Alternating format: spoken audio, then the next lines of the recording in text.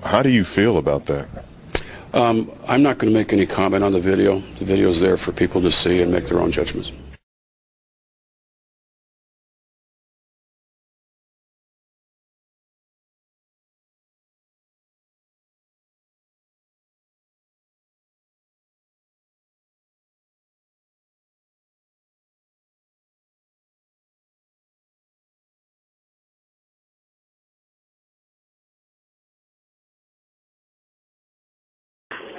Кричит я наивен, фамилия.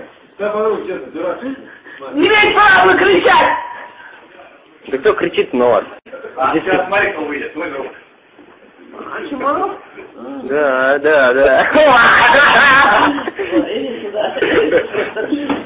Ой. Ага, еще.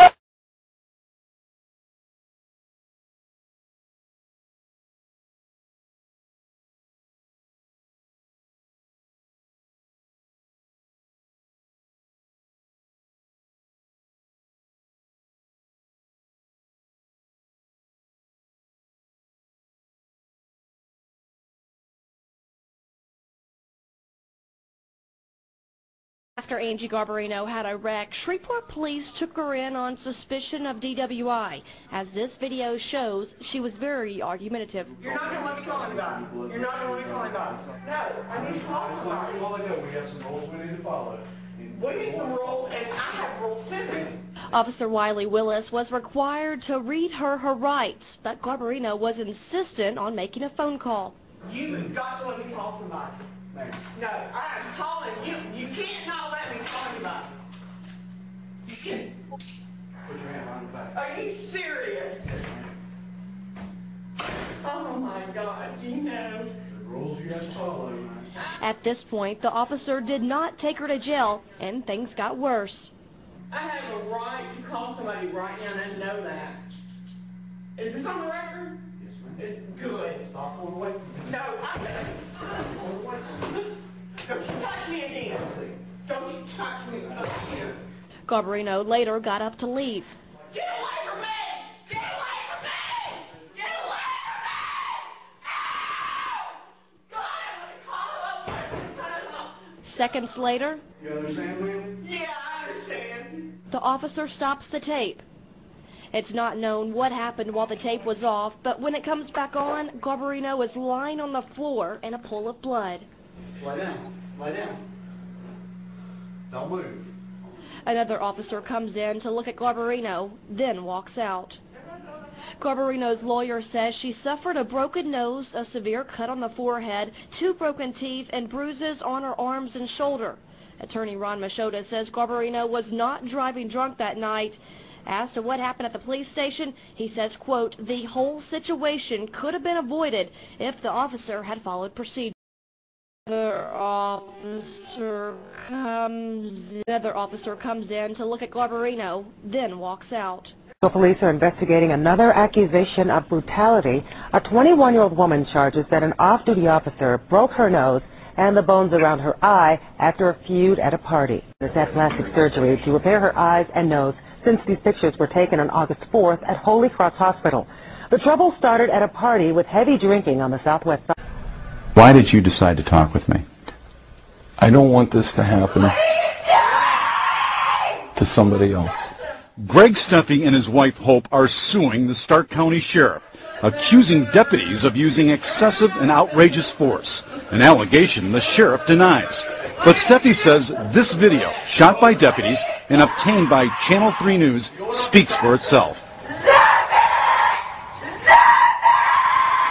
This case got started with a call to 911 for help. Greg's wife was injured when a cousin assaulted her. When she had someone call the Stark County Sheriff, her troubles got worse, a lot worse. They say a deputy was confused when he arrived at the location where the attack occurred. They say he began treating the injured Steffi not as the victim, but as the troublemaker. He proceeded to pick her up off the ground and slam her onto the ground. Oddly enough, the sheriff's dash cam video wasn't turned on when all this was happening. That's a big question. The dash cam wasn't rolling until shortly before Steffi was placed in the back of the officer's squad car. And there's much the Steffis say happens before then and not caught on tape. She can't breathe. She's down face first. She's got all the air out of her. That portion of the video either doesn't exist or wasn't released to Steffi's lawyers. When Steffi is hauled to jail, she says they roughed her up again before they pinned her down on a cell floor and took off all her clothes. What are you doing to me? Ow, ow! Again, the sheriff denies the allegation. But is there even more video missing? We believe there's still videotape out there. Check out jailhouse surveillance video. A deputy's handheld camera appears to be rolling as Steffi was escorted to a cell. Her lawyers never received any of this tape, which might show Steffi knocked to the ground again. They knocked her knees out from behind her, and that she was face first. I'd like to know why they felt it was important to do that. The sheriff again denies the allegation, but there's no denying what happened in the video that Steffi's lawyers did obtain. Both male and female deputies inside a cell forcibly removing Steffi's clothes, including her bra and underwear. She was never asked, not once, during any period of time, to take off your clothes, please, that there's a reason why, it was for total humiliation. The Steffis and their lawyers say this is clearly a strip search, and the sheriff has policy for this procedure. I've got the Stark County Sheriff's Department policy on strip searches. It says, and I quote, "The officers conducting the search must be of the same sex as the prisoner." This is Stark County Sheriff's policy. That's common policy everywhere. They violated their own policy. The sheriff's office admits deputies left Steffi completely naked in the cell for 6 hours, but they deny this was a strip search. Hope Steffi was convicted on misdemeanor charges of resisting arrest and disorderly conduct, but most of the videos seen in this report was never shown at trial. Now the Steffis have evidence, and they want sheriff deputies held accountable. It's just wrong that they do this to people. She called for help. She asked them for help, not for this. Not for this. Now, the sheriff isn't talking because of the pending lawsuit, but he did say he feels they did everything by the book.